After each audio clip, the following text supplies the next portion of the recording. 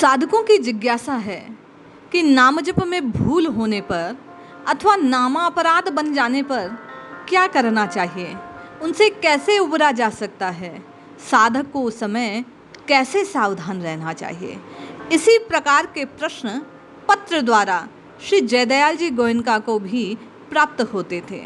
पूज्य सेठ जी ने साधकों को जो बातें बतलाई हम आप भी श्रवण करते हैं और नामजप में होने वाले अपराधों से बचने की विधि, उपाय, मार्ग को प्राप्त करते हैं, क्योंकि कभी ना कभी अपने इष्ट के प्रति अधिक अनुराग होने के कारण अन्य प्रभु के नामों को आप और मैं कुछ कम जान लेते हैं या उनसे प्रीति नहीं कर पाते, या किसी और प्रकार का नाम अपराध कहीं ना कहीं आपसे भूलवश या मुझसे भूलवश बन जाता है। आइए बचने का, उससे निकलने का मार्ग जानते हैं। जय श्री हरि। पूज्य गुरुदेव के चरणों में बारंबार प्रणाम। पूज्य सेठ जी कहते हैं कि आपने नामजप में भूल होने की बात लिखी, सो सत्संग और शास्त्र द्वारा भगवान के गुण और प्रभाव की बातें जानने की चेष्टा करनी चाहिए। अर्थात जब आप और मैं अधिक से अधिक सत्संग करेंगे, संतों की वाणियों को, शास्त्रों की बातों को, प्रभु के दया सिंधु स्वरूप को जानेंगे, तो आपकी और मेरी भूल स्वतः दूर होने लगेगी। पूज्य सेठ जी कहते हैं कि भगवान का गुण प्रभाव जान लेने पर उनके नामजप में भूल हो ही नहीं सकेगी। आपने लिखा कि भजन में भूल होने पर जब उनकी याद आती है, उस भूल का स्मरण होता है, तब हृदय में पश्चाताप होता है, परंतु उसका निरंतर स्मरण नहीं बना रहता तो पुनः भूल हो जाती है। पूज्य सेठ जी कहते हैं, अभ्यास के द्वारा अभ्यास बढ़ता है। यदि उत्साह के साथ चेष्टा की जाए तो संकल्प विकल्प मिटकर, चिंता का नाश होकर भगवान के सत स्वरूप में आपकी बुद्धि रमण करने लगती है।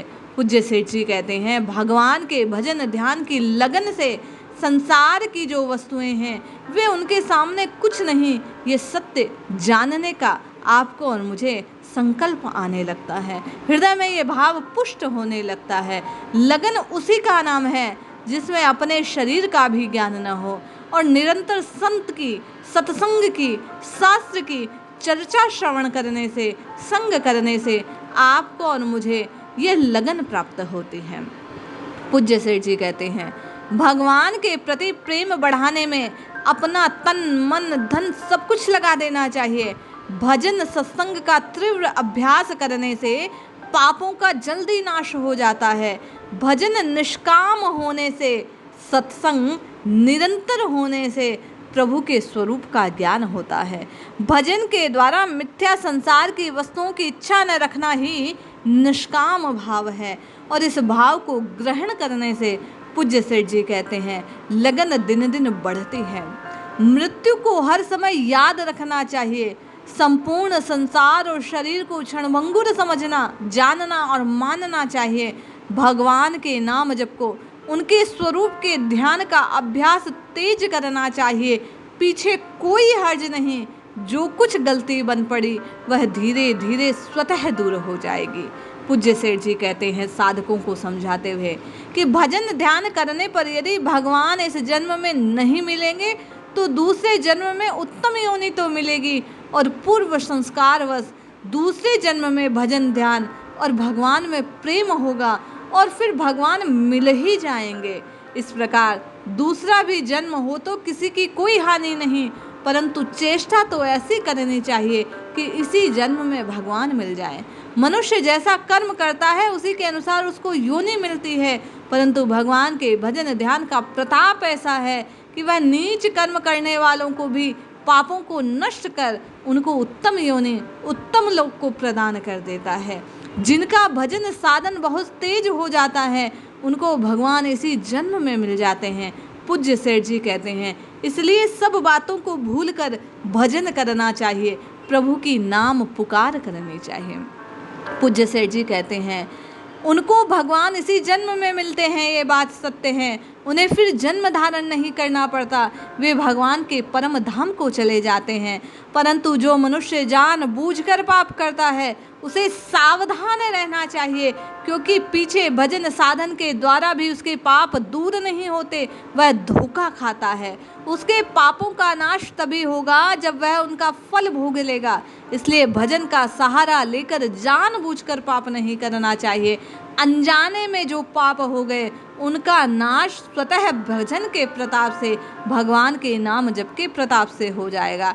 इसलिए श्रद्धा से, विश्वास से, सदाचार का पालन करते हुए भजन, ध्यान, सत्संग का साधन तीव्र रूप से करना चाहिए। मनुष्य जन्म केवल पेट भरने को नहीं मिला।